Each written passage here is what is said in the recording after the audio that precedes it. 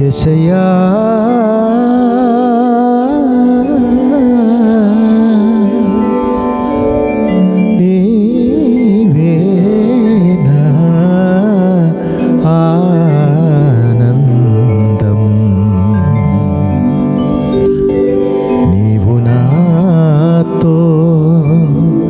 సదాకాలము ఉన్నాడు.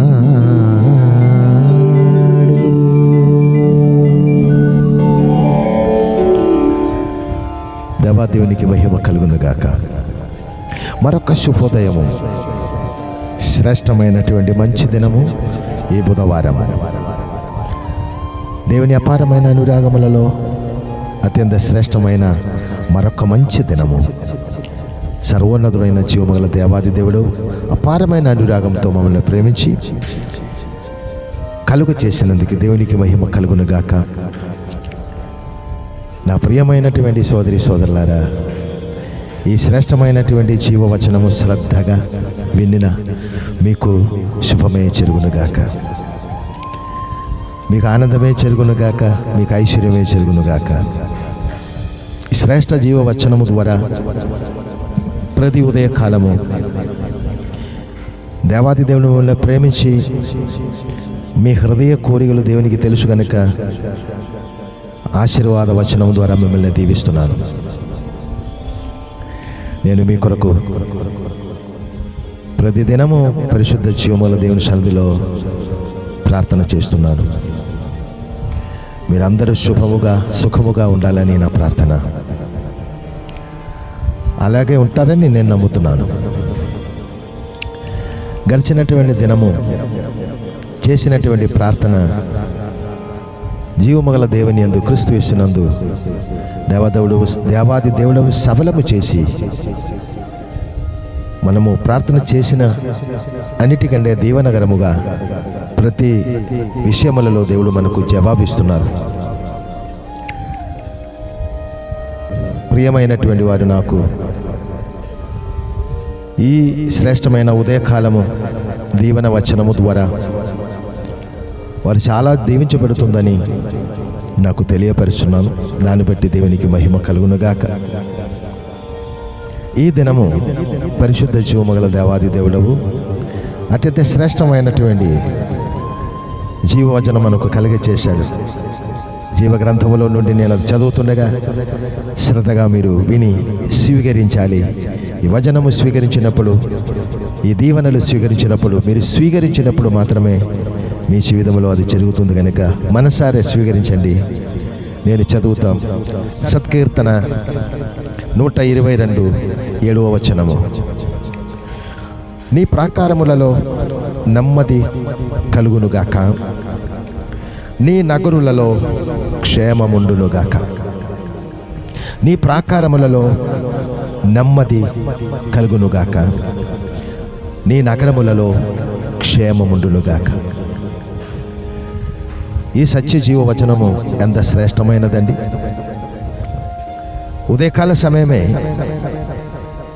వచనమని ఆత్మస్వరూపుడు మనమందరితో ఎంత దీవనకరమైనటువంటి వచనము ద్వారా మాట్లాడుతున్నారు. మీ ప్రాకారములలో నెమ్మది కలుగునుగాక. మీరు జీవవచనము స్వీకరించినప్పుడు మీ కుటుంబములో నెమ్మది కలుగునుగాక, మీ మనస్సుకి నెమ్మది కలుగునుగాక, మీ శరీరమునికి నెమ్మది కలుగునుగాక, మీకు ఆత్మీయ నెమ్మది కలుగునుగాక, మానసిక నెమ్మది కలుగునుగాక, శారీరక నెమ్మది కలుగునుగాక, ఆర్థిక సంబంధమైన నెమ్మది కలుగునుగాక. ఎంత శ్రేష్టమైనటువంటి ఆశీర్వాదం ఉదయకాలము మనకు దేవాదేవుడు కలుగ చేసుకున్నారు. ఈ శ్రేష్టమైన ఆశీర్వాదం మీ దగ్గరికి దేవుడు పంపిస్తుండగా దీవెన వచనం కదా, అది ఆశీర్వాదం కదా.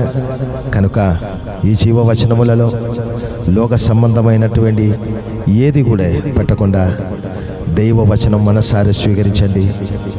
ఈ జీవవచనం మీకు దీవెన మాత్రమే కలుగచేస్తారు. మీ నగరులలో క్షేమముండునుగాక. ఎంత అత్యంత క్షేమాభివృద్ధి కలిగించే వచనము. మనం ఉండున్నటువంటి నగరులలో క్షేమము కలుగునుగాక. జీవముగల దేవాది దేవుడే అనేక సంవత్సరాలు ముందే ఇది మాట్లాడారు.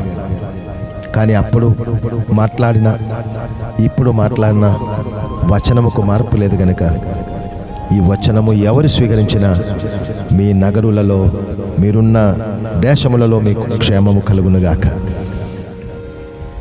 ఈ అత్యంత శ్రేష్టమైనటువంటి దీవెన వచనము మీరు దీవించబడినట్లు అనేకులు దీవించబడాలి కనుక మీ ద్వారా అనేక మందికి ఈ శ్రేష్ఠ జీవవచనం పంపించాలని